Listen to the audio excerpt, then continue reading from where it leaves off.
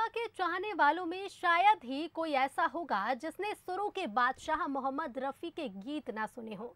रफी साहब के लाखों दीवानों में से एक ऐसा भी दीवाना है जिसके पास उनके गाए गीतों के हजारों रिकॉर्ड मौजूद हैं। जबलपुर के रहने वाले मोहम्मद सलीम अपनी इस दीवानगी के चलते देश भर में पहचान बना चुके हैं। जबलपुर के हनुमान ताल में ये एक छोटी सी दुकान है। इस दुकान को चलाते हैं मोहम्मद सलीम।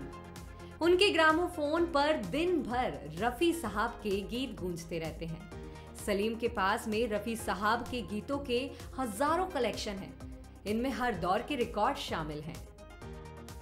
रेडियो पे उनके बारे में पता चला कि उनका इंतकाल हो गया, मुझे बहुत तकलीफ हुई और बस उसके बाद से मेरी दिलचस्पी उन पर और भी बढ़ती चली गई। इतनी ज़्यादा बढ़ गई कि मैं चाहता था कि उनका कोई भी ऐसा गीत जिससे मैं मतलब कोई भी ऐसा गीत उन्होंने गाया है वो मेरे पास मतलब होना चाहिए, और जो नहीं होता तो मुझे बहुत परेशानी होती है।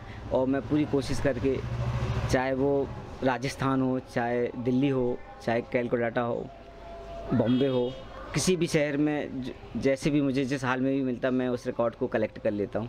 और आज मैंने बहुत हद तक कामयाबी पाली है।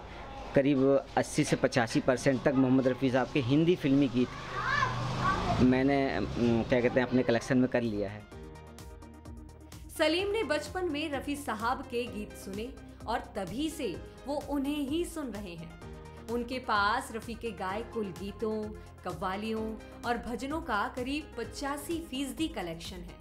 और जो रिकॉर्ड उनके पास नहीं होते उन्हें हासिल करने के लिए वो देश में कहीं भी पहुंच जाते हैं। मेरे पास ज़्यादातर LP, EP, 78 रिकॉर्ड में ही सब कलेक्शन है, और बहुत ही जो नहीं मिले हैं मुझे तो वो मैंने CD या कैसेट में रखा है। ज़्यादातर कलेक्शन मेरा रिकॉर्ड में है और मेरा पूरा प्रयास रहता है कि रिकॉर्ड में ही होना चाहिए मेरे पास गीत। और हमारे सुनने वाले भी बहुत पसंद करते हैं रिकॉर्डों को।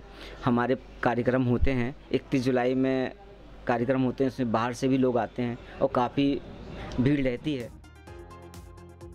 मोहम्मद सलीम ने सिर्फ रफी साहब के रिकॉर्ड्स को ही सहेज कर नहीं रखा, बल्कि हर साल 31 जुलाई को यानी रफी की पुण्यतिथि के मौके पर वो अपने रिकॉर्ड के साथ प्रोग्राम भी कराते हैं। उनके पास करीब 5000 रिकॉर्ड्स हैं। हम तो संगीत प्रेमी हैं और ऐसे रफ़ी साहब के जो वर्णन उन्होंने भाई साहब ने किया है वो हर संगीत प्रेमी के दिलों में छाए हुए हैं, और उनमें से एक मैं भी हूँ। और जो गीत भैया जो बजाते हैं, जो सुनाते हैं, ये समझो दिल को छू लेने वाले गीत बजाते हैं रफ़ी साहब के।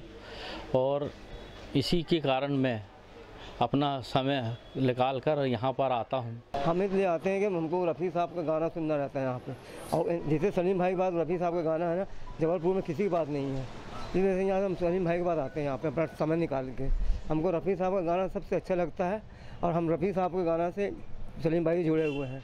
हमने हमने कई हज़ार रुपये का गाना हम रफ़ी साहब का भरवा चुके हैं, लेकिन आज हमारा मोबाइल ख़राब हो गया, इस वजह से हम अलग कर दिया। लेकिन हम शौक़ हम बहुत रखते हैं रफ़ी साहब के गाने से। रफी साहब के दीवाने देश ही नहीं दुनिया भर में हैं। उन्हें आज भी हिंदी सिनेमा के सबसे बड़े गायक के तौर पर याद किया जाता है। सलीम की इस दीवानगी को देखकर अंदाजा लगाया जा सकता है कि रफी साहब का अपने चाहने वालों पर कितना बड़ा असर रहा है। वेंकटेश कोरी, बंसल न्यूज़, जबलपुर।